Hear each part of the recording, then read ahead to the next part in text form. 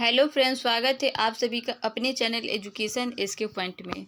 हम youth competition times book का history को कवर कर रहे थे। हिस्ट्री में हम प्राचीन इतिहास को कवर कर रहे थे और इसमें हम वैदिक सभ्यता को आज कंप्लीट करेंगे। हम 2 वीडियो पहले ही अपलोड कर चुके हैं, अगर आप उसे नहीं देखें तो देख लीजिएगा। और इसमें ये वन लाइनर क्वेश्चन है और ये 1 लाख महत्वपूर्ण क्वेश्चन दिया गया है इस बुक में। अगर आप हमारे चैनल पर नए हैं तो चैनल को सब्सक्राइब कर लीजिएगा। तो चलिए शुरू करते हैं वैदिक सभ्यता को। वैदिक सभ्यता को 2 भागों में बांटा गया है, पूर्व वैदिक सभ्यता और उत्तर वैदिक सभ्यता। तो पहले हम पूर्व वैदिक सभ्यता देखते हैं।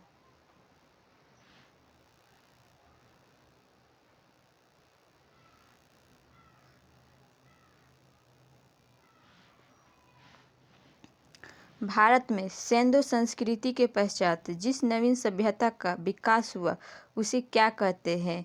तो भारत में सिंधु संस्कृति के पश्चात जिस नवीन सभ्यता का विकास हुआ उसे वैदिक सभ्यता या आर्य सभ्यता कहते हैं। वैदिक सभ्यता का जनक किसे माना जाता है? तो वैदिक सभ्यता के जनक आर्यों को माना जाता है। आर्यों का इतिहास मुख्यतः किससे ज्ञात होता है? तो आर्यों का इतिहास मुख्यतः वेदों से ज्ञात होता है। वेद का क्या अर्थ है? तो वेद का अर्थ ज्ञान है।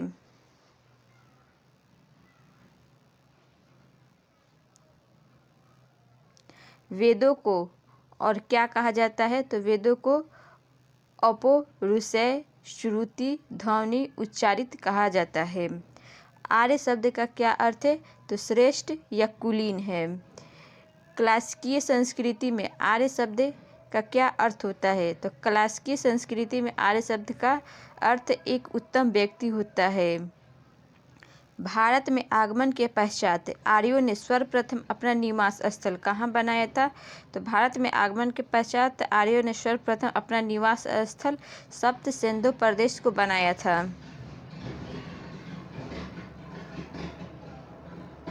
वैदिक साहित्य की रचना का श्रेय किसे दिया जाता है? तो वैदिक साहित्य की रचना का श्रेय आर्यों को दिया जाता है। ऋग्वैदिक आर्यों की भाषा क्या थी? तो ऋग्वैदिक आर्यों की भाषा संस्कृत थी। वैदिक काल को कितने भागों में विभाजित किया गया है? तो वैदिक काल को 2 भागों में विभाजित किया है, ऋग्वैदिक काल, उत्तर वैदिक काल। ऋग्वैदिक का काल का समय कितना है? तो 1500 ईसा पूर्व से लेकर 1000 ईसा पूर्व तक है। और उत्तर वैदिक काल का समय 1000 ईसा पूर्व से लेकर 600 ईसा पूर्व है। अब देखते हैं आर्यों के मूल निवास के संदर्भ में विद्वानों के मत। आर्यों का मूल निवास और विद्वान मध्य एशिया। तो मध्य एशिया को किसने कहा था? तो मैक्स मुलर ने कहा था। तिब्बत स्वामी दयानंद सरस्वती। जर्मनी हर्ट एवं पेंका ने कहा था। हंगरी गाइल्स ने कहा था। उत्तरी ध्रुव पंडित बाल गंगाधर तिलक। दक्षिणी रूस गॉर्डन चाइल्ड।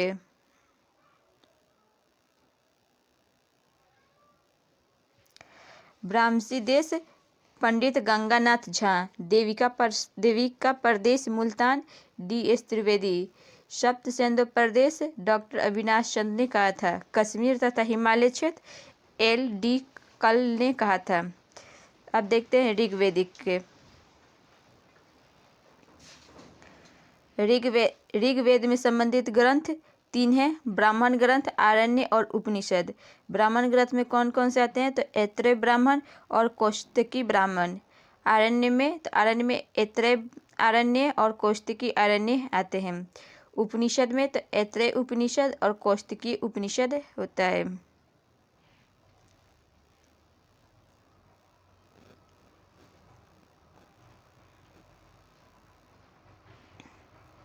सबसे प्राचीन वेद किसे माना जाता है? तो ऋग्वेद को माना जाता है। ऋग्वेद मूलतः है तो शस्त्रों का संकलन।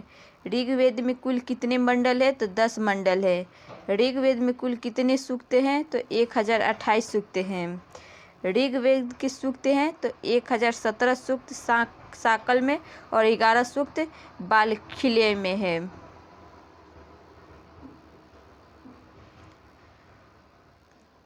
ऋग्वेद के सबसे प्राचीनतम मंडल कौन सा है? तो 2 और 7 मंडल है। ऋग्वेद के किस मंडल को वंश मंडल के नाम से जाना जाता है? तो ऋग्वेद के द्वितीय एवं सप्तम मंडल को वंश मंडल के नाम से जाना जाता है। ऋग्वेद के सबसे नवीन मंडल किसे कहा माना जाता है? तो सबसे नवीन मंडल पहला एवं 10वां है।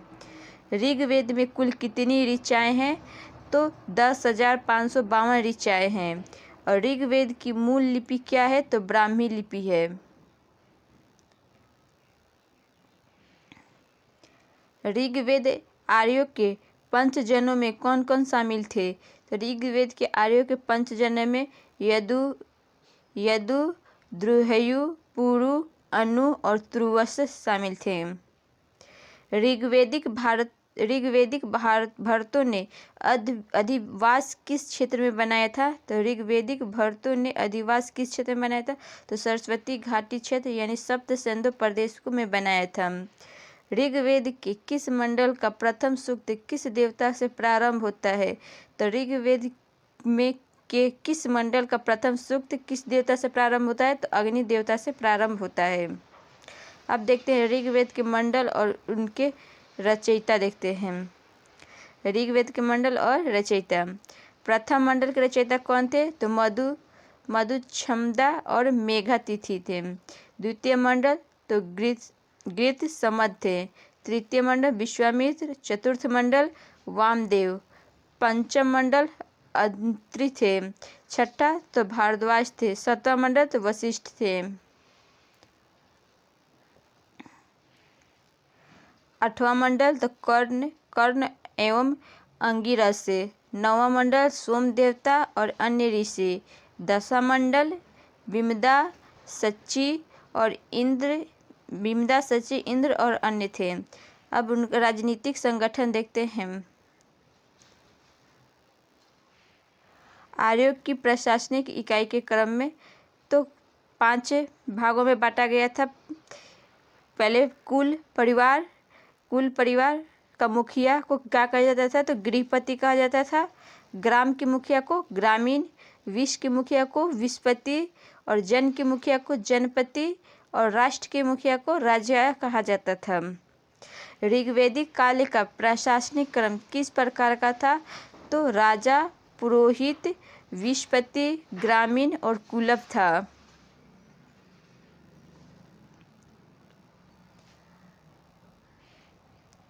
ऋग्वेदिक कालीन कबीलों के प्रमुख को क्या कहा जाता था? तो ऋग्वेदिक कालीन कबीलों के प्रमुख को क्या कहा जाता? तो गोप या गोपा राजा कहा जाता था। राजा के निर्वाचन से संबंधित सूक्त किस वेद में पाए जाते हैं? तो ऋग्वेद में पाए जाते हैं। ऋग्वेदिक काल में राजा के प्राधिकारियों में प्रमुखता कौन होता था? तो पुरोहित होता था। पूर्व वैदिक काल में राजा पर नियंत्रण कौन रखता था? तो सांबा एवं समिति रखते थे। वैदिक कालीन आर्यों का ग्राम्य सामान्यतः क्या इंगित करता था? तो 100 जनों के समूह को इंगित करता था। ऋग्वेदिक काल में कौन सी जनतांत्रिक संस्थाएं थी? तो सभा, समिति, गण एवं विदर्भ थे। वैदिक युग की सर्वाधिक प्राचीन संस्था कौन सी थी? तो विदर्भ था।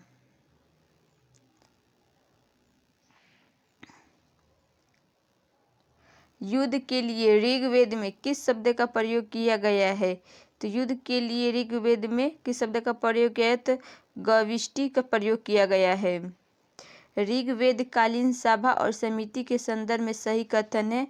तो सभा विशिष्ट वर्ग का प्रतिनिधित्व करती थी, जबकि समिति सामान्य वर्ग का प्रतिनिधित्व करती थी। ऋग्वेद में वशिष्ठ को किसके पुरोहित के रूप में प्रस्तुत किया गया है? तो ऋग्वेद में वशिष्ठ को किसके पुरोहित के रूप में प्रस्तुत किया गया है? तो भरतों के पुरोहित के रूप में प्रस्तुत किया गया है।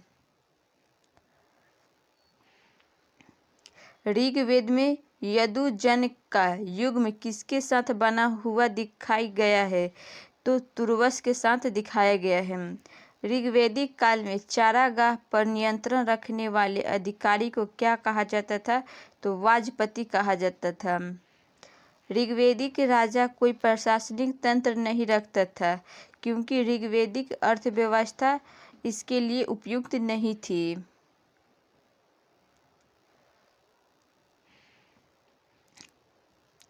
इंद्र महाअभिषेक का वर्णन किस वेद में किया गया है? तो ऋग्वेद में किया गया है। राजा सुदास जिसके विषय में ऋग्वेद में वर्णन किया गया है वह किस जन से संबंधित रखते हैं? तो त्रिशतु से रखते हैं। ऋग्वेद में उल्लेखित प्रसिद्ध 10 राजाओं का युद्ध किस नदी के तट पर लड़ा गया था? तो ऋग्वेद में उल्लेखित प्रसिद्ध 10 राजाओं का युद्ध परुष्पनी नदी यानी रावी नदी के तट पर लड़ा गया था। ऋग्वेदिक काल में सेना का स्वरूप कैसा था? तो ऋग्वेदिक काल में सेना का स्वरूप कोई नियमित या अस्थायी सेना नहीं थी। ऋग्वेदिक काल में राजा युद्ध के दौरान किन कबायली टोलियों को सेना के रूप में शामिल कर लेता था? तो ऋग्वेदिक काल में राजा युद्ध के दौरान किन कबायली टोलियों को सेना में शामिल कर लेता था? तो वात्र, गण, ग्राम और सर्द को करता था। सुदास के विरुद्ध ऋग्वेद में वर्णित 10 राजाओं का युद्ध किसके नेतृत्व में लड़ा गया था? तो विश्वामित्र के नेतृत्व में लड़ा गया था। अब देखते हैं ऐतरेय ब्राह्मण ऋग्वेद में वर्णित के शासन व्यवस्था को देखते हैं। क्षेत्र, शासन और उपाधि। पूर्व क्षेत्र में का शासन साम्राज्य था और उपाधि सम्राट। पश्चिमी क्षेत्र में स्वराज्य सौराट। उत्तर क्षेत्र में शासन कौन था? तो वैराज्य और उपाधि विराट का। दक्षिण क्षेत्र में भोज शासन और भोज उपाधि। मध्य क्षेत्र में राज्य शासन और राजा उपाधि था।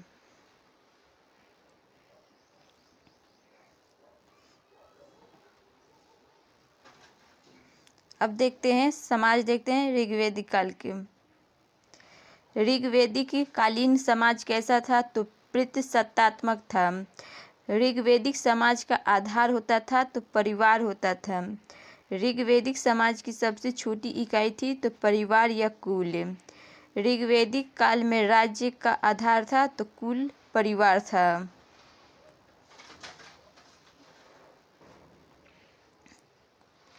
किस वैदिक ग्रंथ में वर्ण शब्द का सर्वप्रथम प्रयोग किया गया है? तो ऋग्वेद में किया गया है। किस वैदिक ग्रंथ में वर्ण शब्द का सर्वप्रथम प्रयोग किया गया? तो ऋग्वेद में किया गया है। ऋग्वेद में पंचजन किसके द्योतक हैं? तो आर्यों की 5 जनजातियां के द्योतक हैं। गोत्र शब्द का सर्वोत्तम उपयोग किस वेद में हुआ है? तो ऋग्वेद में हुआ है। ऋग्वेद में स्त्रियों से संबंधित उल्लेखित सत्य कथन है तो कन्याओं को अपना पति चुनने की पूर्ण स्वतंत्रता थी। ऋग्वेद में तो ऋग्वेदिक युग में बाल विवाह प्रचलित नहीं था। स्त्रियों यज्ञों तथा सभा समिति की बैठकों में भाग लेती थी और वे युद्धों के सक्रिय रूप में भी भाग लेती थी। ऋग्वेद में आजीवन अविवाहित रहने वाली स्त्री को क्या कहा जाता था? तो आमुज कहा जाता था। ऋग्वेद में अन्य व्रत शब्द किस संदर्भ में प्रयुक्त हुआ है? तो दशयुग के लिए हुआ है। मैं कवि हूँ, मेरे पिता वैद्य हैं और मेरी माता अन्न पीसती है। इस कथन का वर्णन किस वेद में किया गया है? तो ऋग्वेद में किया गया है। गो अपहरण के प्रसंग में ऋग्वेद में प्रमुख रूप से किसका नाम आया है? तो पनियों का नाम आया है। वर्ण व्यवस्था से संबंधित पुरुष सूक्त मूलतः किस वेद का भाग है? तो पुरुष सूक्त ऋग्वेद का भाग है। ऋग्वेदिक युगीन वर्ण व्यवस्था जो बाद में जाति व्यवस्था में परिवर्तित हो गई। वर्ण के जाति में परिवर्तित होने का प्रमुख कारण क्या था? तो व्यवसायों का पैतृक होना था। ऋग्वेदिक काल में आम जन मानस मनोरंजन के लिए किस साधन का प्रयोग करते थे? तो ऋग्वैदिक काल में आम जन मानस मनोरंजन के लिए किस साधन का प्रयोग करते थे? तो नृत्य, संगीत, रथ दौड़,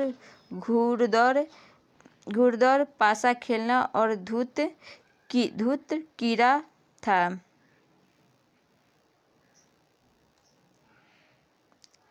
पुनर्विवाह स्त्री के लिए पुण्यभू शब्द का प्रयोग सर्वप्रथम किस वेद में किया गया है?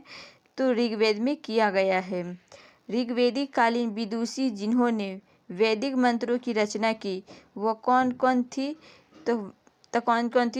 तो घोषा, लोपामुद्रा, विश्ववरा, अपाला आदि थी।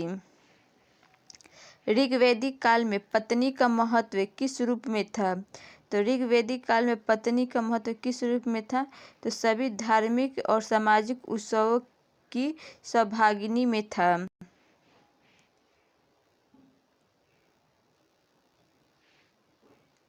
ऋग्वैदिक कालीन आर्यों के लिए विषय में सत्य कथन है। तो ऋग्वैदिक कालीन आर्यों के विषय में सत्य कथन कौन सा है? तो वह गांव में रहते थे, उन्हें धूर्त कीड़ा का ज्ञान था, उनमें बहु विवाह का प्रचलन था, सामाजिक जीवन की प्राथमिक इकाई परिवार थे।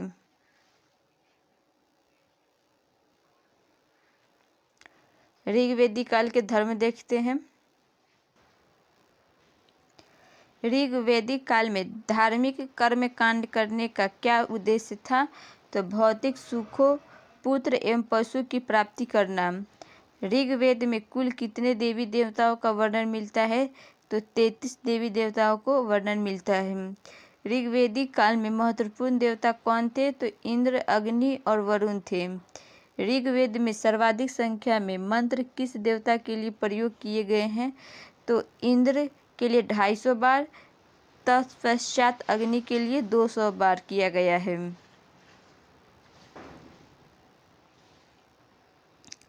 अग्निवेद संहिता के 1/4 ऋचाएँ किस देवता को समर्पित है? तो ऋग्वेद संहिता की 1/4 ऋचाएँ इंद्रदेव को समर्पित है। ऋग्वेद में किस देवता को पुरंदर कहा गया है? तो इंद्र को कहा गया है। ऋग्वैदिक काल का सर्वशक्तिमान देवता कौन था? तो इंद्र था। ऋग्वैदिक देवताओं में से किसे युद्ध देवता की संज्ञा प्रदान की गई है? तो इंद्र को प्रदान की गई है। ऋग्वैदिक आर्यों का सर्वाधिक लोकप्रिय देवता कौन था? तो इंद्र था। ऋग्वेद के अत्यंत उपयोगी और साथ ही अत्यंत भयावह देवता के रूप में किसका अधिक बार आवाहन किया गया है? तो इंद्र का किया गया है। ऋग्वैदिक देवता इंद्र के विषय में सत्य कथन है। तो झंझावत के देवता थे और वर्षा के देवता थे।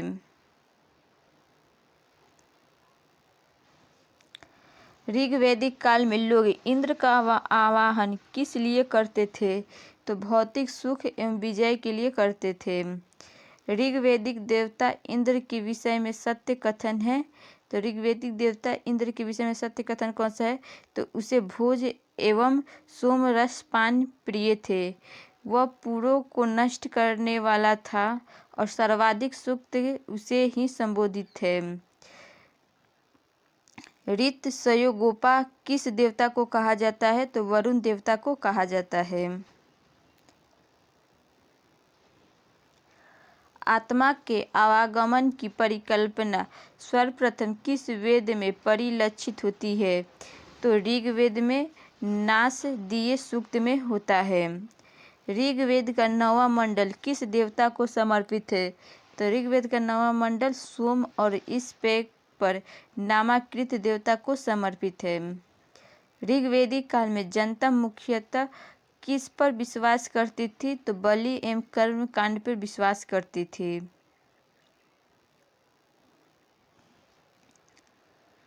गायत्री मंत्र की रचना किस ऋषि ने की है? तो विश्वामित्र ने किए हैं। ऋग्वेद के किस मंडल में गायत्री मंत्र का वर्णन है? तो तृतीय मंडल में है। ऋग्वेद में अघन्या का प्रयोग किसके लिए किया गया है? तो गाय के लिए किया गया है। ऋग्वेद के संदर्भ में सत्य कथन है। तो ऋग्वेद में 33 देवों का उल्लेख है। 4 वर्ण पुरुष सूक्त ऋग्वेद के 10वें मंडल में उल्लेखित है। ऋग्वेदिक काल में अश्वत्थ शब्द का प्रयोग किस वृक्ष के लिए किया गया है? तो पीपल के लिए किया गया है।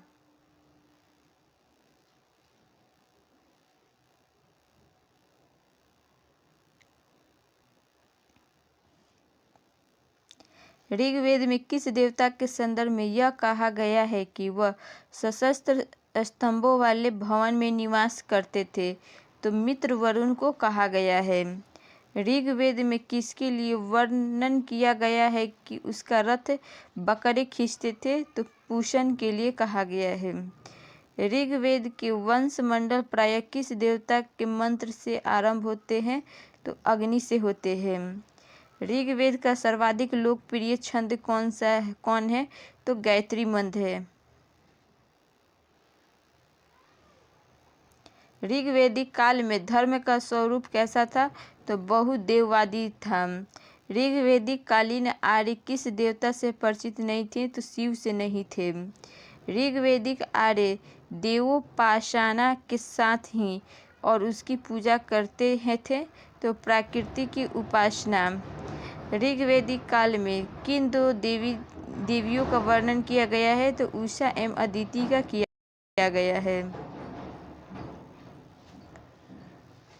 ऋग्वेदिक काल में जंगल की देवी को किस नाम से जाना जाता है? तो अर्णयानी के नाम से जाना जाता है। अब देखते हैं वेदों में संबंधित पुरोहित को देखते हैं। पुरोहित और वेद। ऋग्वेद के पुरोहित कौन थे? तो होता यानी पुत्र थे। यजुर्वेद के तो अर्धवायु थे। सामवेद के पुरोहित तो उद्गाता थे और अथर्ववेद के पुरोहित तो ब्रह्मा थे। अब देखते हैं उनका अर्थव्यवस्था देखते हैं। ऋग्वेदिक काल में आर्यों की आर्थिक स्थिति किस पर निर्भर थी? तो कृषि एवं पशुपालन पर निर्भर थी। पूर्व वैदिक काल में भूमि का स्वामित्व किसके पास था? तो संपूर्ण कबीले के पास था। ऋग्वेद के किस मंडल में कृषि संबंधित कार्यों का वर्णन मिलता है?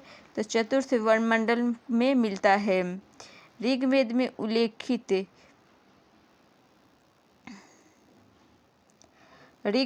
उल्लेखित यौ शब्द किस कृषि उत्पादन हेतु प्रयुक्त किया जाता है? तो जौ के लिए किया जाता है। ऋग्वेद में पन्निस शब्द किस वर्ग के नागरिकों के लिए प्रयोग किया जाता है? तो व्यापारिक वर्ग के लिए किया जाता है। ऋग्वेदिक काल में महत्वपूर्ण मूल्यवान संपत्ति किसे समझा जाता था? तो गाय को समझा जाता था। कृषि को बढ़ावा देने के लिए कितने कारणों का उल्लेख ऋग्वेद में किया गया है? तो 4 कारणों का उल्लेख ऋग्वेद में किया गया है। कृषि, उदर, धान्य और वशिष्ठ का किया गया है। ऋग्वेदिक आर्य किस अनाज से परिचित थे? तो जौ से थे। ऋग्वेद में प्रयुक्त सीता शब्द का क्या अर्थ निर्धारित करता था? तो जोती हुई कूड़ के लिए किया जाता था। ऋग्वेदिक काल में कर का भार किस समुदाय पर था? तो वैश्य समुदाय पर था। ऋग्वेदिक काल में निक्ष किस अंग का आभूषण माना जाता था? तो गले का माना जाता था। ऋग्वेद में किन शिल्पियों का उल्लेख किया गया है? तो बढ़ईगिरी, स्वर्णकारी, बुनाई, सिलाई, धातु कर्म, कुंभकारी का उल्लेख किया गया है।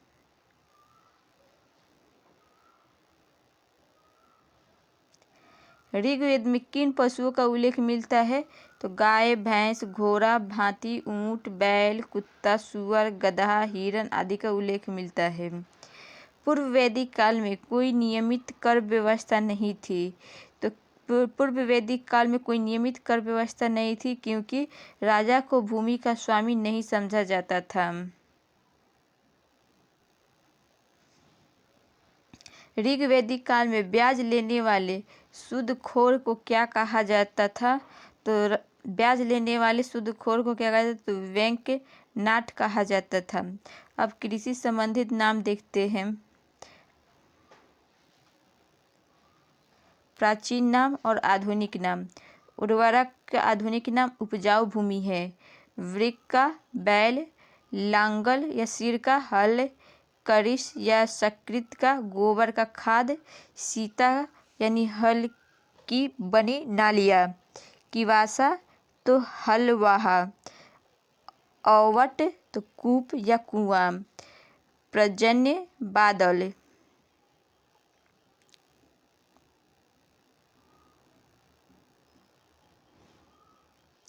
उदर तो अनाज मापने वाला पात्र, धान्य अनाज, भीषज वैद्य, तच्छा या तक्षण बढ़ई, कुशीद तो ऋण के लिए प्रयुक्त शब्द, अनस तो अनस बैलगाड़ी को कहा जाता था। अब नदी देखते हैं। ऋग्वेदिक आर्यों की सबसे पवित्र नदी कौन सी थी? तो सरस्वती नदी थी। किस नदी को ऋग्वेद में माते तमा, देवी तमा एवं नदीतमा संबोधित किया गया है? तो सरस्वती नदी को किया गया है। ऋग्वेद में किस नदी का सर्वाधिक बार उल्लेख किया गया है? तो सिंधु नदी का किया गया है।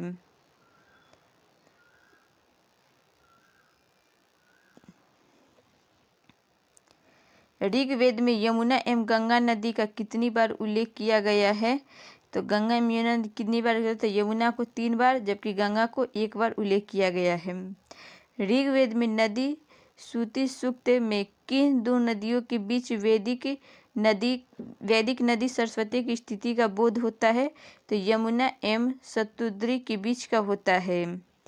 गंगा एवं यमुना नदियों का सर्वप्रथम उल्लेख किस वेद में किया गया है? तो ऋग्वेद में किया गया है।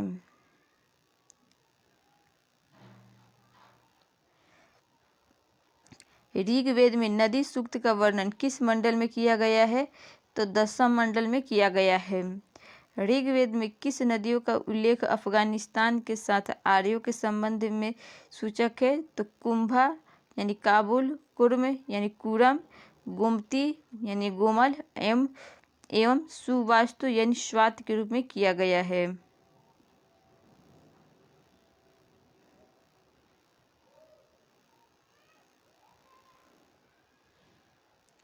ऋग्वेद में शतुद्री शब्द का प्रयोग किसके लिए किया गया है? तो सतलज के लिए। ऋग्वेद के नदी सूक्त में कुल कितनी नदियों का वर्णन मिलता है? तो 21 नदियों का मिलता है।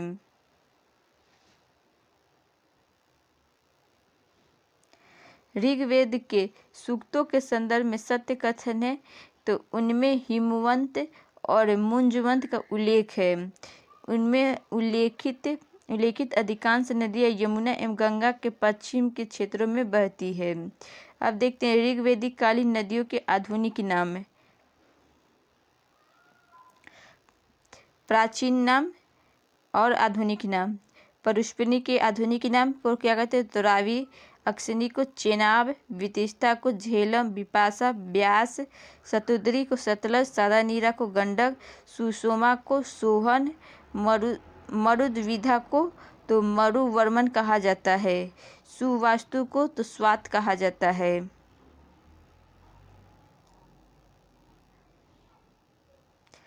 दुष्टद्विती को तो घग्गर, सिंधु को इंडस, कुर्म को कुरम, गोमती को गोमल, कुंभा को काबुल कहा जाता है। अब देखते हैं ऋग्वेदिक कालीन और शब्दावली एवं अर्थ देखते हैं। नीवी का अर्थ क्या होता है? तो कमर के नीचे पहना जाने वाला वस्त्र। वासस का तो कमर के ऊपर पहना जाने वाला वस्त्र। अधिवासस का तो ऊपर से धारण किया जाने वाला चादर या ओढ़नी।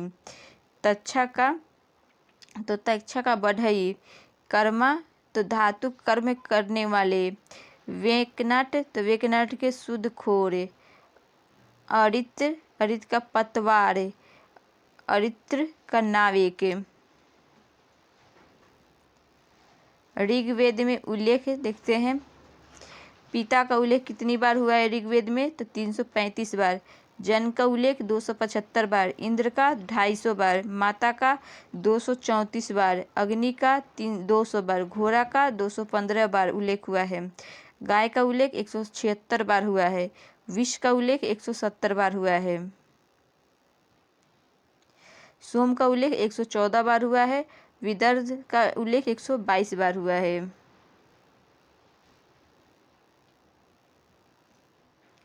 विष्णु का उल्लेख 100 बार हुआ है।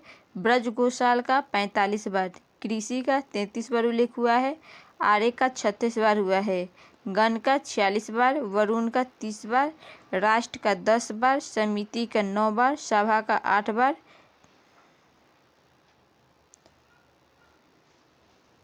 यमुना का 3 बार उल्लेख हुआ है। गंगा का 1 बार उल्लेख हुआ है। राजा का 1 बार हुआ है। पृथ्वी का भी 1 बार उल्लेख हुआ है। ब्राह्मण का 15 बार उल्लेख हुआ है। क्षत्रिय का 9 बार उल्लेख हुआ है। अब देखते हैं विविध देखते हैं। ऋग्वेद का जन्म उत्तर पश्चिम भारत में न होकर अपितु ईरान में हुआ था। इस सिद्धांत का प्रतिपादन कौन थे? इस सिद्धांत का प्रतिपादक कौन थे? तो मैक्स मूलर थे। भारतीय संस्कृति की आधारशिला किस वेद में रखी गई है? तो ऋग्वेद में रखा गया है। सर्वप्रथम स्तूप शब्द की जानकारी कहाँ से प्राप्त होती है? तो ऋग्वेद से होती है। ऋग्वेद के किन सूक्तों में भारतीय नाटक की अंकुर अवस्था का होना माना जाता है? तो संवाद सूक्त में माना जाता है। ऊंट का सर्वप्रथम उल्लेख किस वेद में मिलता है? तो ऋग्वेद में मिलता है। ऋग्वेद में वर्णित सबसे सामान्य अपराध किसे माना गया है? तो पशुओं की चोरी को माना गया है। ऋग्वेदिक आर्य और हड़प्पा संस्कृति के लोग एक ही थे। इस सिद्धांत का प्रतिपादक कौन थे? तो बीबी लाल थे। ऋग्वेदिक सभ्यता का वह तत्व जिसकी उपनिषदें ऋषियों ने आलोचना की थी, तो यज्ञवाद की थी। अवेस्ता और ऋग्वेद में समानता है। अवेस्ता ग्रंथ किस क्षेत्र में संबंधित है? तो ईरान से संबंधित है। अब देखते हैं उत्तर वैदिक काल। इसका कार्यकाल है 1000 ईस्वी से लेकर 600 ईसा पूर्व तक इसका काल है। सामान्य परिचय देखते हैं। ऋग्वेदिक संस्कृति की पृष्ठभूमि पर जिस संस्कृति का विकास हुआ उसे कहते हैं तो उत्तर वैदिक कालीन संस्कृति कहते हैं। ऋग्वेद के आधार पर विकसित संहिता ग्रंथ कौन कौन से थे? तो यजुर्वेद, सामवेद, अथर्ववेद, ब्राह्मण, आरण्य एवं उपनिषद थे। यजुर्वेद, सामवेद एवं अथर्ववेद के साथ ब्राह्मण ग्रंथ, आरण्य ग्रंथ तथा उपनिषद के विकास को किस काल के अंतर्गत रखा जाता है? किस काल के अंतर्गत रखा जाता है? तो उत्तर वैदिक काल के अंतर्गत रखा जाता है।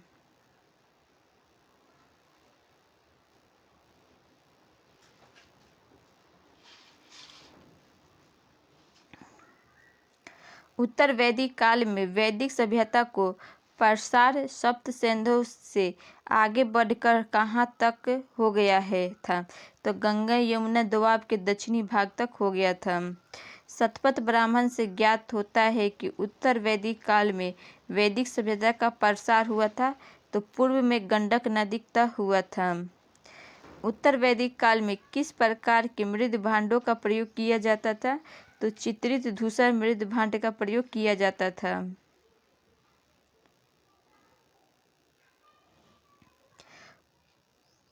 उत्तर वैदिक साहित्य में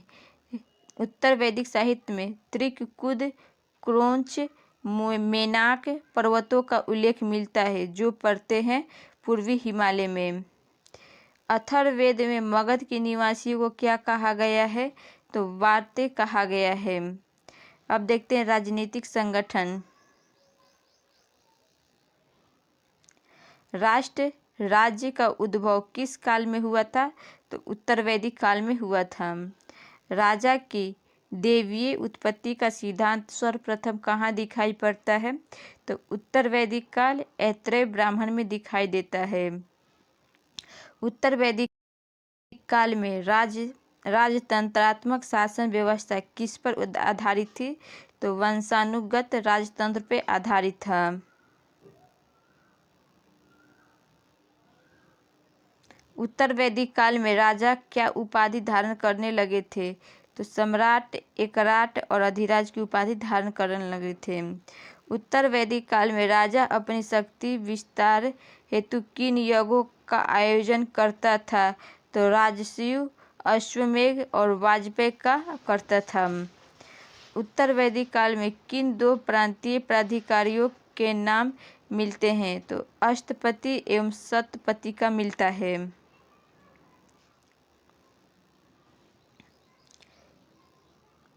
उत्तर वैदिक काल में सीमांत प्रदेश का प्रशासक अथवा न्यायाधिकारी क्या कहलाता था? तो सतपति कहलाता था। उत्तर वैदिक काल में 100 ग्रामों के समूह का अधिकारी क्या कहलाता था? तो सतपति कहलाता था। अब देखते हैं समाज। उत्तर वैदिक काल में पारिवारिक स्थिति कैसी थी? तो संयुक्त परिवार पर आधारित प्रतिशतात्मक था। उत्तर वैदिक काल में किस वर्ण को शिक्षा का अधिकार नहीं था? तो शूद्रों को शिक्षा का अधिकार नहीं था। उत्तर वैदिक युग में जाति प्रथा का आधार क्या था? तो जन्म था। उत्तर वैदिक कालीन समाज में स्त्रियों की दशा कैसी थी? तो स्त्रियों की दशा कैसी थी? तो उत्तर वैदिक काल में इस समाज में स्त्रियों की दशा अच्छी थी। बाल विवाह नहीं होते थे।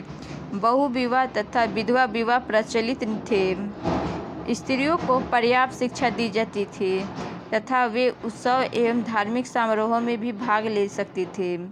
अब देखते हैं अर्थव्यवस्था।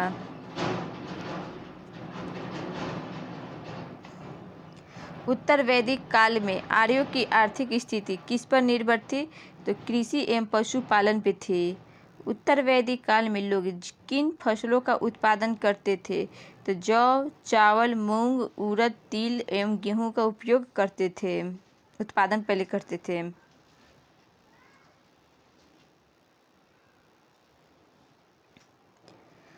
उत्तर वैदिक काल में व्यापार वाणिज्य की दशा कैसी थी? तो व्यापार वाणिज्य उन्नत स्थिति में था। उत्तर वैदिक काल में उधार देने वाले के लिए किस शब्द का उल्लेख मिलता है? तो कुशी दिन का उल्लेख मिलता है। उत्तर वैदिक काल में माप की भिन्न भिन्न इकाइयाँ क्या कहलाती थी? तो निक्ष, शतमान, पाद और कृष्णाल कहलाता था। उत्तर वैदिक काल में बाट की मूलभूत इकाई क्या कहलाती थी? तो कृष्णल कहलाती थी। कृष्णल यानी रतिका तथा गुंजा भी उसी के समान थे। वैदिक काल में जोती हुई भूमि के लिए किस शब्द का प्रयोग किया गया है? तो उर्वरक शब्द का प्रयोग किया गया है। उत्तर वैदिक काल में निक्ष का प्रयोग मुख्यतः किसके लिए किया जाता था? तो व्यापार विनिमय का माध्यम यानी निक्ष का प्रयोग सिक्के के रूप में होता था। अब देखते हैं उत्तर वैदिक काल के व्यवसायों की सूची। तो स्वर्णकार, रथकार, चर्मकार, जुलाहे। रज्जुकार तो रजक, मछुए, लुहार। नायक का नर्तक, सूत, व्याध, गोप। कुंभकार, वेद, ज्योतिषी और नाई। अब देखते हैं धर्म।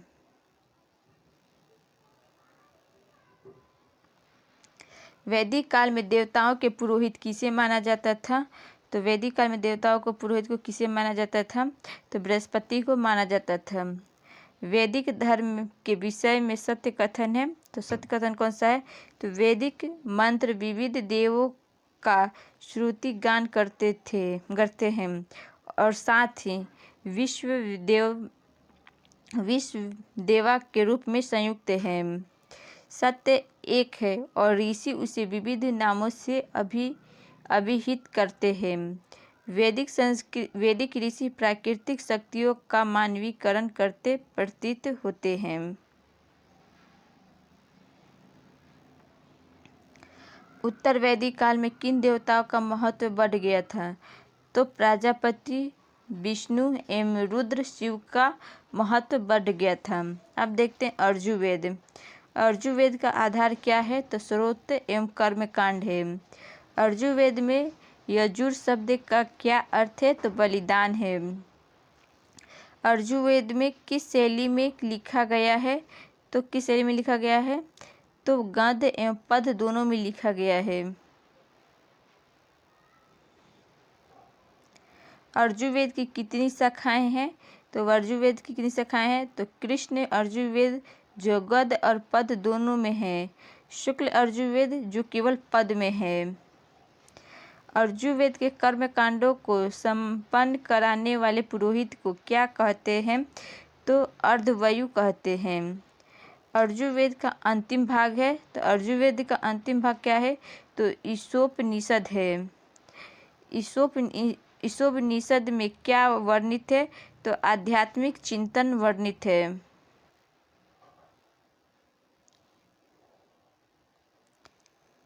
शुल्क अर्जुवेद की मुख्य शाखाएं हैं, तो कर्ण एवं माध्यमिनी है। शुल्क अर्जुवेद की संहिताओं को क्या कहा गया है? तो वाद से नहीं कहा गया है। कृष्ण अर्जुवेद की मुख्य शाखाएं हैं, तो तैत्तिरीय, काठक, मैत्रेयी तथा कपिस्थल है।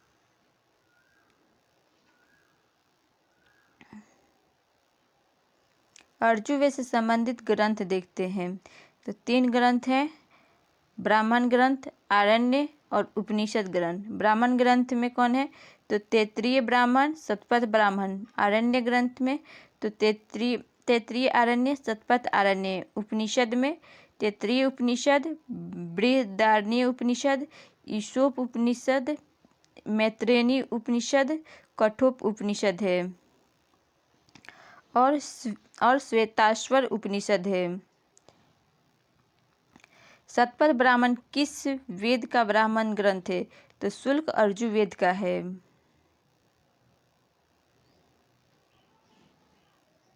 शतपथ ब्राह्मण का विषय क्या है? तो पूर्ण जन्म का सिद्धांत, जल प्लावन कथा, पुरुरवा उर्वशी आख्यान तथा पुरुष मेध यज्ञ का वर्णन है। शुल्क एवं कृष्ण के रूप में ज्ञात 2 संस्करण किस वेद से संबंधित भाग हैं? तो अर्जुवेद के संबंधित भाग है। मैत्रेय संहिता का संबंध किस वेद से है? तो अर्जुवेद से है। राजसूय यज्ञ संबंधित अनुष्ठानों का उल्लेख किस वेद में मिलता है? तो अर्जुवेद में मिलता है। अर्जुवेद के किन संहिता में केवल सूक्त है, गद्य नहीं? तो वाजसेयी में है। अर्जुवेद के मंत्रों से देवताओं का आवाहन करने वाले पुरोहित क्या कहा जाता था? तो पुरोहित को क्या कहते? तो याज्ञिक यानी अर्धवयु कहा जाता था। सर्वप्रथम किस वेद में हिरण्यकार शब्द का उल्लेख किया गया है? तो अर्जुवेद में किया गया है। किस वेद में आहुति बलिदान संबंधी सूत्र समाहित है? तो अर्जुवेद में समाहित है। अब देखते हैं सामवेद। तो साम का अर्थ क्या होता है? तो संगीत और गान होता है।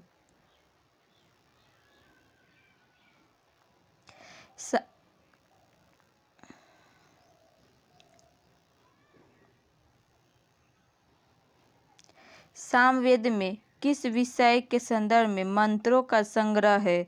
तो यज्ञों के अवसर पर गाए जाने वाले मंत्रों का संग्रह है। सामवेद के मंत्रों का गायन करने वाले पुरोहित को क्या कहा जाता है? तो उर्ददाता कहा जाता है।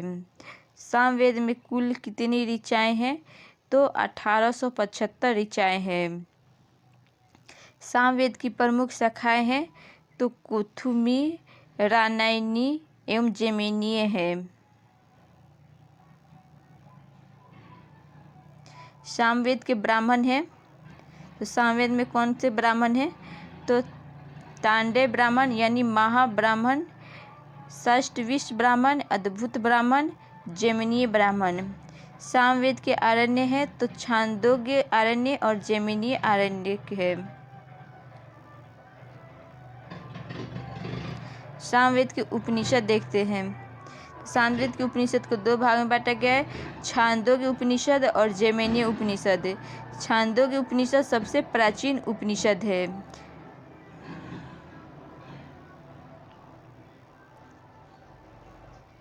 सामवेद का संकलन किस वेद पर आधारित है? तो ऋग्वेद पर आधारित है। किस वेद में संगीत का वर्णन किया गया है? तो सामवेद में किया गया है। राणेनी संहिता किस वेद से संबंधित है? तो सामवेद से संबंधित है। 10 प्रपाठकों में निदान सूत्र किस एक वेद से संबंधित है? तो सामवेद से संबंधित है। छांदोग्य उपनिषद का संबंध किस वेद से है? तो सामवेद से है।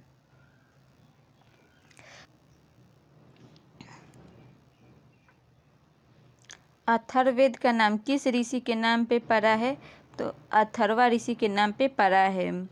अथर्ववेद को किस एक अन्य नाम से भी जाना जाता था है? तो ब्राह्मवेद या श्रेष्ठ वेद के नाम से जाना जाता है।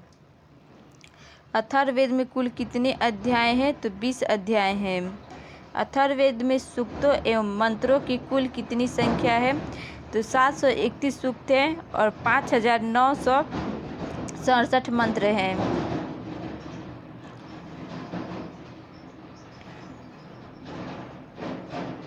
अथर्ववेद के कुल मंत्रों में से कितने मंत्रों की संख्या ऋग्वेद से संबंधित है? तो 1200 मंत्रों की संख्या ऋग्वेद से संबंधित है। अथर्ववेद की कितनी शाखाएं हैं? तो 2 शाखाएं हैं, पिप्पलाद और शौनक है। अथर्ववेद का ब्राह्मण ग्रंथ है तो गोपथ ब्राह्मण ग्रंथ है। अब देखते हैं अथर्ववेद के उपनिषद। तो इसके 2 उपनिषद हैं, प्रश्न उपनिषद, प्रश्नोपनिषद और मांडुक्य उपनिषद हैं।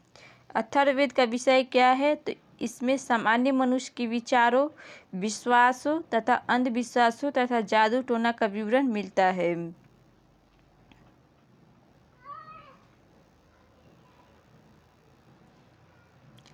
चार वेदों में से किस एक वेद में जादुई माया और वशीकरण का वर्णन मिलता है? तो अथर्ववेद में मिलता है। आयुर्वेद अर्थात जीवन का विज्ञान का उल्लेख सर्वप्रथम किस वेद में मिलता है? तो अथर्ववेद में मिलता है। किस वेद में साभा और समिति को प्रजापति की 2 पुत्रियां कहा गया है? तो अथर्ववेद में कहा गया है। युद्ध का प्रारंभ मनुष्य के मस्तिष्क में होता है, किस ग्रंथ में उल्लेखित है? तो अथर्ववेद में उल्लेखित है।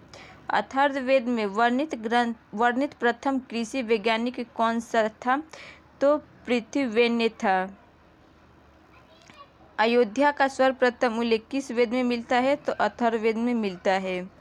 अंगराज का वर्णन सर्वप्रथम कहाँ किया गया है? तो अथर्ववेद में किया गया है।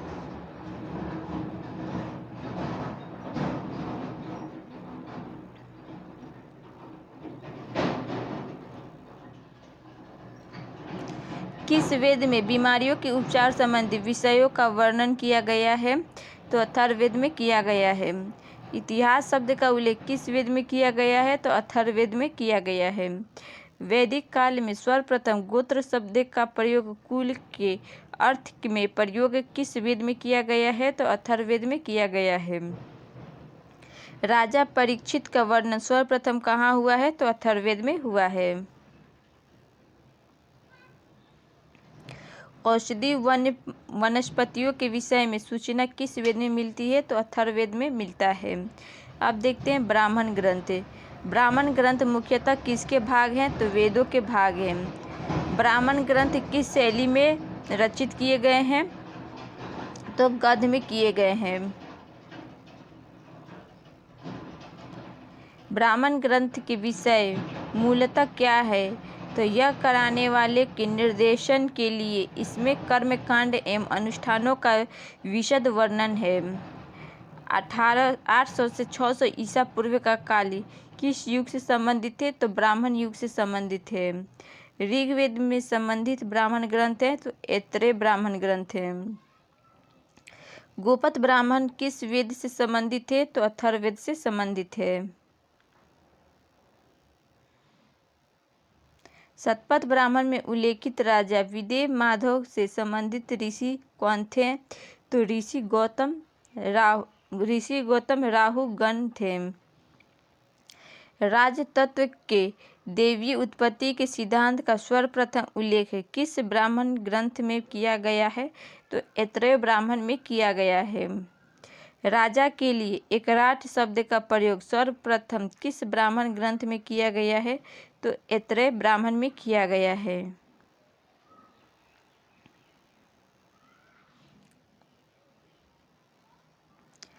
पुनर्जन्म के सिद्धांत का पहली बार उल्लेख किस ब्राह्मण ग्रंथ में मिलता है?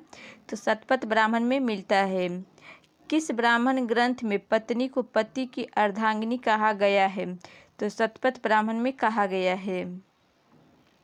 कुरु और पांचाल को वैदिक सभ्यता का सर्वश्रेष्ठ प्रतिनिधि किस ब्राह्मण ग्रंथ में बतलाया गया है?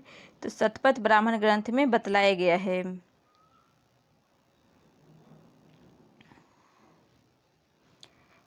12 रत्नियों की सूची का वर्णन किस ब्राह्मण ग्रंथ में किया गया है? तो शतपथ ब्राह्मण ग्रंथ में किया गया है। महाजल प्लावन की कथा जिसमें देवी मत्स्य द्वारा मनु की रक्षा करने का विवरण कहाँ पर मिलता है? तो शतपथ ब्राह्मण में मिलता है। विदेह माधव का अपने पुरोहित गौतम राहुगण के साथ पूर्व दिशा की ओर जाने का कथांक किस ब्राह्मण ग्रंथ में उल्लेखित है? तो शतपथ ब्राह्मण ग्रंथ में उल्लेखित है।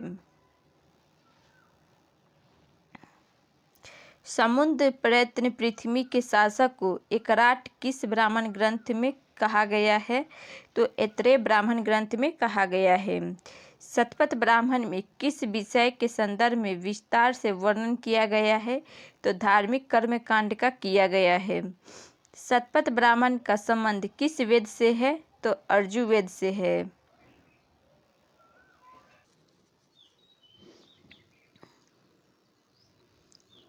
वैश्य का लक्ष्य दूसरों को बलि देने वाला अनन्य बलिकृत और दूसरों के द्वारा भोज्य या उपभोग में आने वाला अन्य साध्य बताया गया है। तो कहाँ पर बताया गया है? तो शतपथ ब्राह्मण में बताया गया है।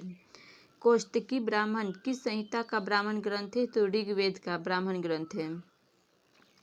ऐतरेय ब्राह्मण के अनुसार कहाँ के शासक सम्राट की उपाधि धारण करते थे?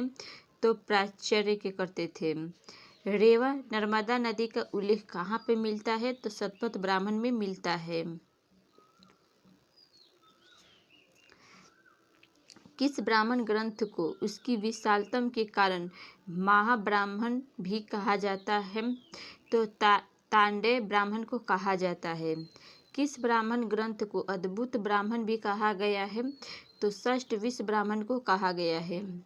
पुरुष मेध यज्ञ का उल्लेख किस ब्राह्मण ग्रंथ में किया गया है? तो शतपथ ब्राह्मण ग्रंथ में किया गया है। ब्राह्मण क्या है? तो आरण्य के साथ संलग्न व्याख्या जो दर्शन संबंधित प्रश्नों से संबंध है।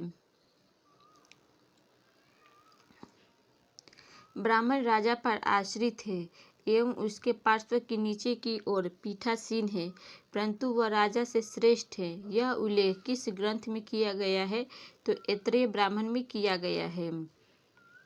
समुद्र का वर्णन किस ब्राह्मण ग्रंथ में किया गया है? तो ऐतरेय ब्राह्मण में किया गया है। अब देखते हैं शतपथ ब्राह्मण में उल्लेखित 12 पत्नी को देखते हैं। पुरोहित यानी राजा का प्रमुख सलाहकार होता है।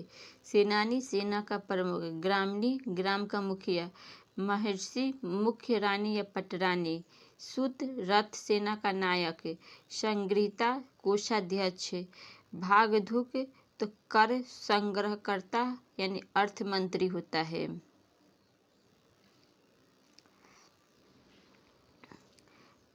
अच्छावाप पासे के खेल में राजा के सहयोगी एवं आय व्यय का गणना अध्यक्ष होता है।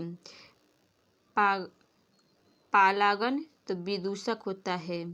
छता प्रतिहारी दोवा वारिक होता है। गोवीकरण जंगल विभाग का प्रधान, युवराज राजकुमार। अब देखते हैं उपनिषद।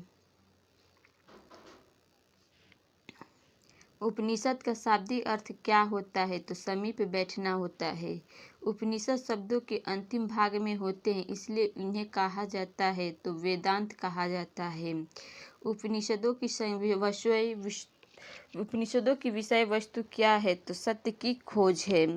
उपनिषद दर्शन का प्रमुख संबंध है तो ब्राह्मण ज्ञान से है।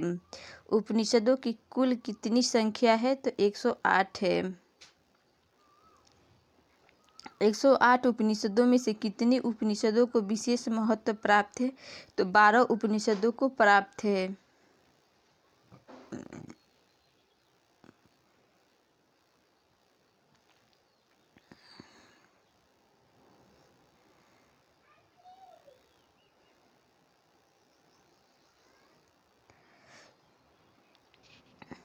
उपनिषदों के संदर्भ में सत्य कथन है तो उपनिषदों का संकलन पुराणों में पहले किया जाता था।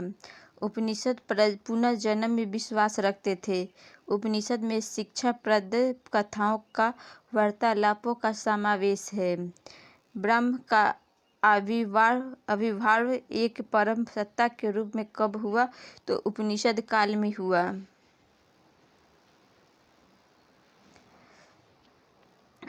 उपनिषदों में दर्शन शास्त्र के किस पक्ष पर सबसे अधिक जोर दिया गया है तो ज्ञान पे दिया गया है। सत्यकाम जाबाल की कथा जो अनव्याही माँ होने के लांछन को चुनौती देती है उल्लेखित है तो छांदोग्य उपनिषद में है। एक मेवा द्वितीय ब्राह्म सूक्ति किस उपनिषद में उल्लेखित है तो छांदोग्य उपनिषद में उल्लेखित है।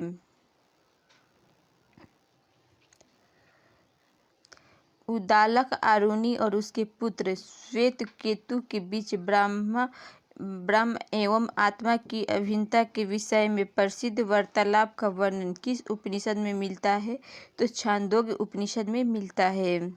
किस उपनिषद में देवकी पुत्र कृष्ण को घोर अंगिरस के शिष्य के रूप में उल्लेखित किया गया है तो छांदोग्य उपनिषद में किया गया है। उपनिषदों में से सबसे पुराना उपनिषद कौन सा है तो छांदोग्य उपनिषद है।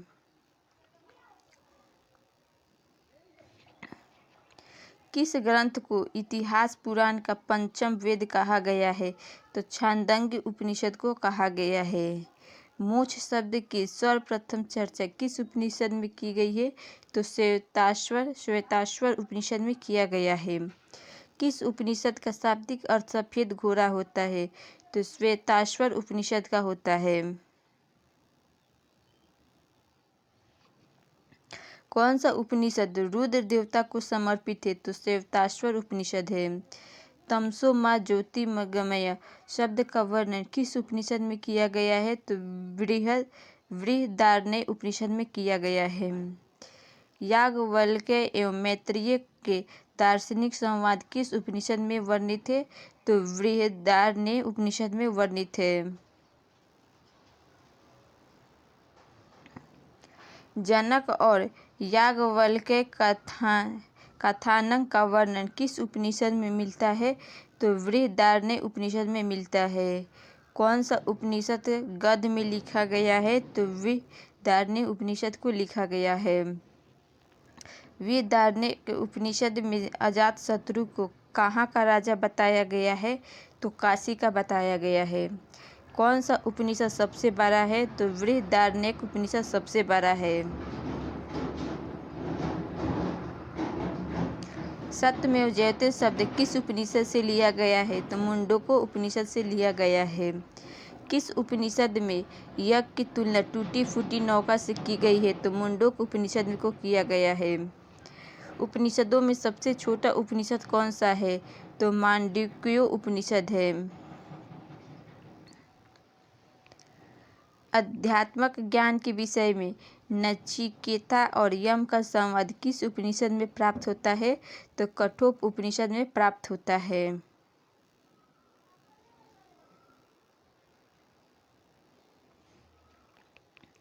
किस उपनिषद में मृत्यु संबंधी चर्चा की गई है तो कठोप उपनिषद में किया गया है। किस उपनिषद में वसुदेव कुटुंबकम शब्द का उल्लेख किया गया है तो महा उपनिषद में किया गया है। निष्काम कर्म सिद्धांत का सर्वप्रथम उल्लेख किस उपनिषद में है तो ईशोपनिषद में है।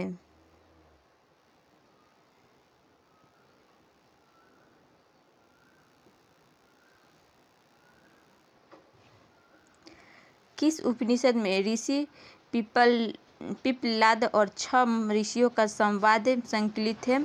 तो प्रश्नोपनिषद में है, उपनिषदों के समय वह विदुषी महिला कौन थी जो दार्शनिकों के सभा में उच्च ज्ञान पर संभाषण कर सकती थी? तो गौरगी थी। बृहदारण्यक उपनिषद में जनक की सभा में ज्ञानवल्क्य से दार्शनिक संवाद करते हुए किस विदुषी का वर्णन किया गया है? तो गौरगी का किया गया है। उपनिषद युग का राजा अश्वपति कहाँ का शासक था? तो केकय का शासक था। अद्वैत दर्शन का प्रतिपादन किस ग्रंथ में मिलता है? तो उपनिषद से मिलता है। उपनिषद काल के वे राजा जो ब्रह्म ज्ञान आध्यात्मिक चिंतन से जुड़े थे। तो विदेह के जनक, केकय के अश्वपति, काशी के अजातशत्रु, पांचाल के प्रहन जबाली थे।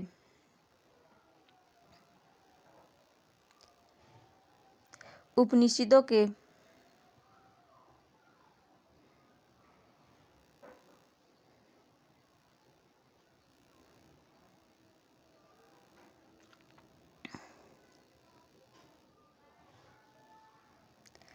उपनिषदों के विषय में सत्य कथन है। तो सत्य कथन कौन सा है? तो बृहदारण्यक और छांदोग्य उपनिषद गद्य में है। उपनिषद घोषणा करते हैं कि मोक्ष ज्ञान से संभव है, न कि आस्था से। उपनिषद तत्पश्चात के जीवन को मोक्ष के लिए परम आवश्यक नहीं मानते हैं। अब देखते हैं विविध। वेदात्रिक के अंतर्गत कौन कौन से वेद आते हैं? तो ऋग्वेद, यजुर्वेद और सामवेद आते हैं। वैदिक साहित्य का सही क्रम इस प्रकार है। तो वैदिक संहिताएं, ब्राह्मण ग्रंथ, आरण्यक ग्रंथ और उपनिषद हैं। कौन सी प्रथा चतुष्टय वेदोत्तरों काल से प्रचलित हुई? तो धर्म, अर्थ, काम और मोक्ष, ब्रह्मचर्य, गृहस्थ आश्रम, वानप्रस्थ और संन्यास है। भारतीय संस्कृति के अंतर्गत ऋतु का अर्थ है तो प्राकृतिक नियम है। धर्म तथा ऋतु भारत की प्राचीन वैदिक सभ्यता के एक केंद्रीय विचार को चित्रित करते हैं। तो धर्म व्यक्ति के दायित्व एवं स्वयं तथा दूसरे के प्रति व्यक्तिगत कर्तव्यों की संकल्पना था। और ऋतु मूलभूत नैतिक विद्वान था जो शिष्ट और उसमें अंतर्निहित सारे तत्व की क्रियाकलापों को संचालित करता था। प्राचीन भारत में निशांक यानी निशक का प्रयोग किसके लिए किया गया है? तो स्वर्ण आभूषण के लिए किया गया है।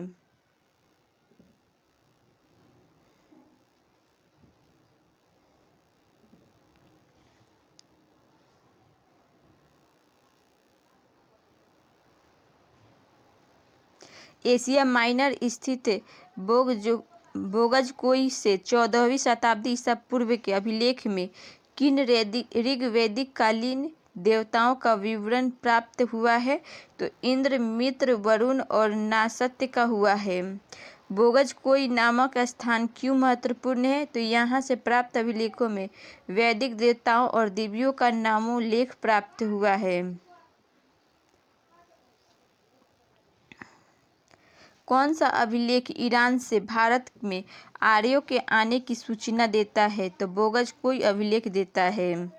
14वीं सदी ईसा पूर्व का एक अभिलेख जिसमें वैदिक देवताओं का वर्णन प्राप्त हुआ है तो बोगजकोई अभिलेख है। अभिलेखों का कालानुक्रम इस प्रकार है। तो सबसे पहले बोगजकोई अभिलेख, फिर डेरियस का बेहिस्तून अभिलेख, डेरियस का पारसी पोलिस अभिलेख और डेरियस का नक्शे रुस्तम अभिलेख है।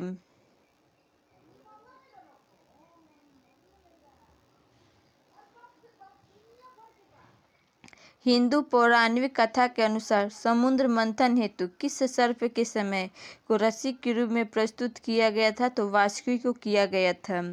वैदिक काल में किस जानवर को अग्रगण्य माना गया है? तो गाय को। अवेस्ता और ऋग्वेद में समानता है। अवेस्ता किस क्षेत्र से संबंधित पुस्तक है? तो ईरान से है।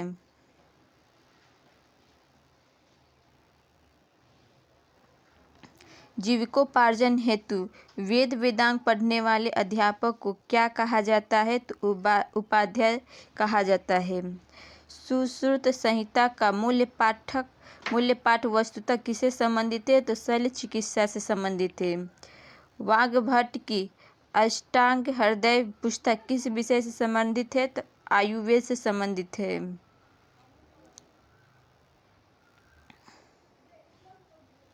गुजरात में संस्कृत तथा प्राकृत भाषा में रचित कृति लेखा पद्धति का विषय क्या था? तो विभिन्न प्रकार के कानूनी दस्तावेजों के मॉडल था।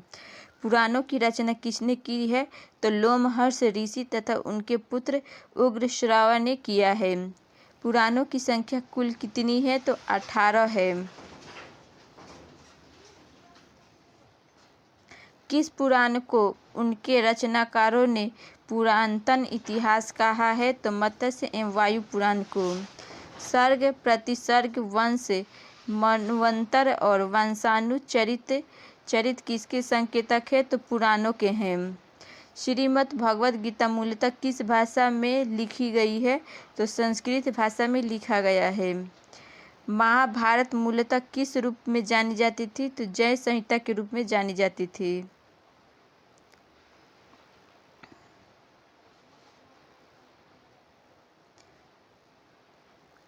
The Arctic home in the Vedas आर्यों के आदि देश नामक पुस्तक की रचना किसने की थी? तो बाल गंगाधर तिलक ने किए थे। नारायण के साथ विष्णु के तादात्म्य का प्राचीनतम उल्लेख किस ग्रंथ में मिलता है? तो महाभारत में मिलता है। वैदिक सूर्य देवता को अन्य किस नाम से जाना जाता है? तो सावित्री, विश्वकर्मा और सविता के नाम से जाना जाता है। अवतारवाद की चर्चा किस ग्रंथ में की गई है? तो भगवत गीता में किया गया है।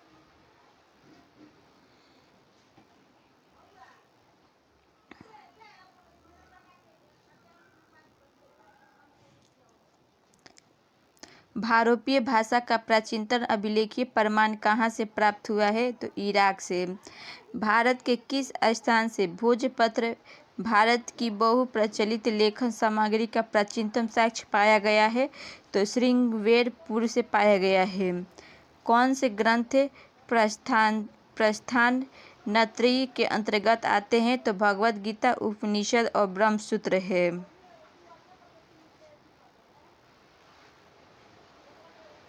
उत्तर वैदिक काल में आर्यों को भारतीय भूगोल के किस भाग की जानकारी नहीं थी? तो कृष्णा नदी घाटी तथा दक्षिण भारत की जानकारी नहीं थी। उत्तर वैदिक कालीन किस विचारक ने वेदों की महिमा का खंडन किया है? तो कोस्तस ने किया है। प्राचीन भारत में जो विधवा पुनर्विवाह कर लेती थी उसे कहा जाता था? तो पुण्यभ्रूण कहा जाता था।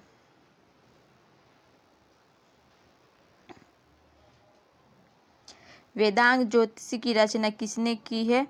तो लगध ने की है। किसने यज्ञ वैदिक परंपरा का समर्थन किया तथा संन्यास का विरोध किया? तो कुमारलिन ने किया है।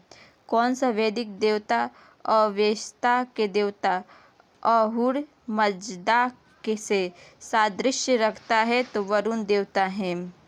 अविवाहित कन्या से उत्पन्न पुत्र के लिए किस शब्द का प्रयोग किया गया है? तो कानीन शब्द का प्रयोग किया गया है। शूल गौ यज्ञ किस देवता के लिए किया जाता था? तो रुद्र के लिए किया जाता था। वैदिक देवता प्रजापति के किन अवतारों का प्राचीन साहित्य में वर्णन किया गया है? तो वराह नृसिंह रूप में किया गया है। उत्तर वैदिक काल में पालागर्ल से तात्पर्य था? तो संदेश वाहक का था। कौन सा वैदिक अनुष्ठान उन लोगों को जो ब्राह्मण वर्ग के बाहर थे इसमें प्रविष्ट करने के लिए किया जाता था? तो वार्तस्तोम को कहा जाता था।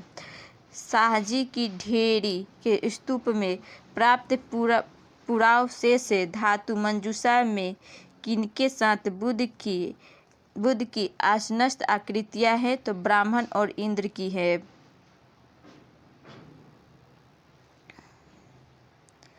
प्राचीन भारतीय इतिहास के संदर्भ में पारिपल्व आख्यान क्या था? तो बलियों के संदर्भ में किए जाने वाले आख्यान कथाओं के स्वर पाठ को कहा जाता था। ज्योतिषी वेदांग तथा सूर्य प्रज्ञप्ति जैसे ग्रंथ किस श्रेणी में रखे जाते हैं? तो ज्योतिषी में रखे जाते हैं। गंगा यमुना घाटी के उत्तर वैदिक कालीन लोगों की भौतिक संस्कृति की जानकारी प्राप्त की जा सकती है तो चित्रित दूसरा वृद्ध भांडों से। मेगस्थनीज के द्वारा डायनोसियस एवं हेराक्लीज के रूप में वर्णित भारतीय देवताओं की पहचान किससे की गई है? तो शिव एवं कृष्णा से किया गया है। उत्तर वैदिक काल में महत्व प्राप्त किए प्रजापति देवता में कौन से पूर्ववर्ती देवता समाहित हो गए थे? तो विश्वकर्मा और हिरण्यगर्भ।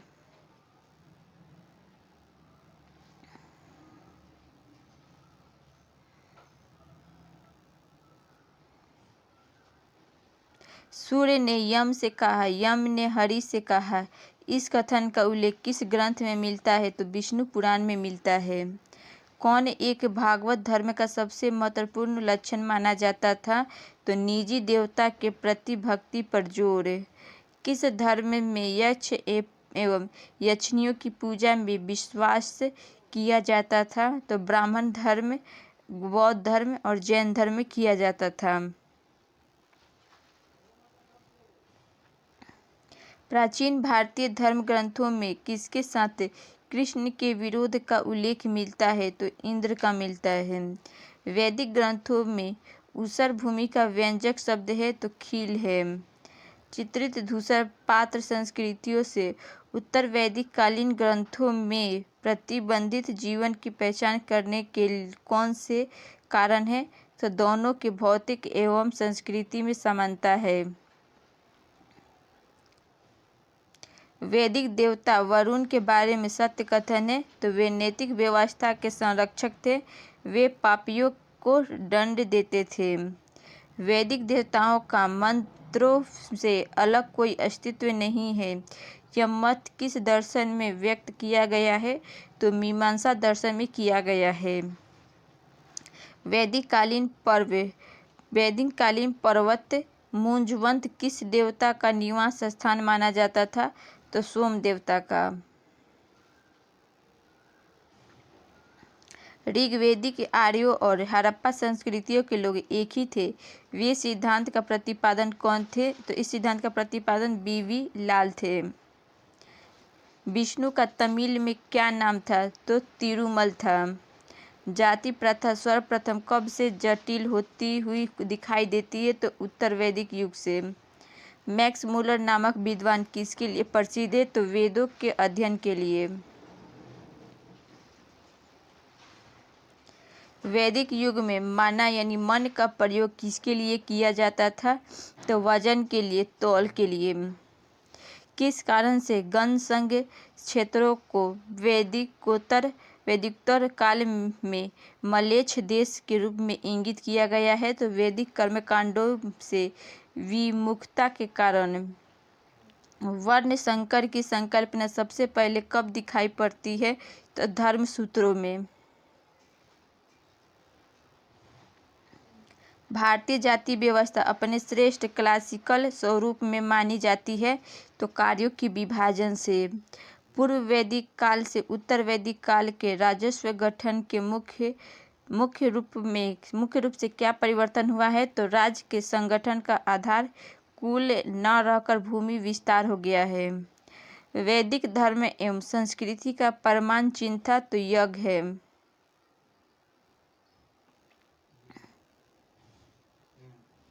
संहिता क्या है? तो संहिता क्या है? तो श्लोकों का संग्रह है। किस विद्वान ने हिस्ट्री ऑफ धर्मशाला की रचना की है? तो P.V. काने ने की है। ब्राह्मण पिता तथा वैश्य माता से उत्पन्न पुत्र को किस रूप में वर्गीकृत किया गया है? तो अम्बष्ट के रूप में वर्णित किया गया है। अगर हमारा ये वीडियो पसंद है तो वीडियो को लाइक करिएगा, चैनल को सब्सक्राइब करिएगा।